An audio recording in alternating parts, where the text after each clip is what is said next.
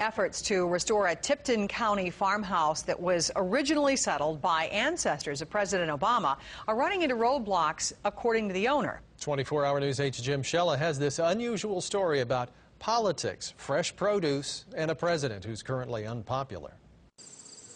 The Dunham House near Kempton in Tipton County is on property that was in Barack Obama's family from 1840 to 1969.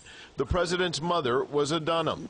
Official photos of Barack and Michelle Obama greet visitors to the home, and owner Sean Clements established a 1-acre garden this year, much like the community garden that the First Lady planted at the White House.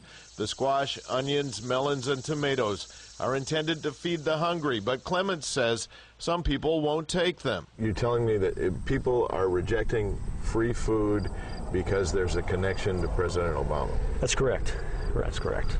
And I don't understand it. It's well known that candidate Barack Obama visited here in 2008, and Clements believes it's politics that prompted some organizations to turn down donations and others to reject invitations to volunteer in the garden.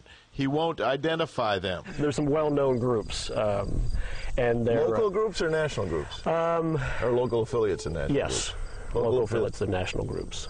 Sean Clements says the political problems produced in this garden are a microcosm of what he's faced in the efforts to rehabilitate the Dunham House.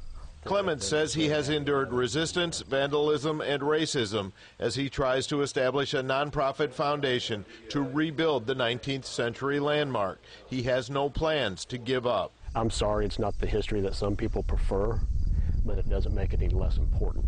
In the meantime, the garden has already produced 1,000 pounds of produce this summer.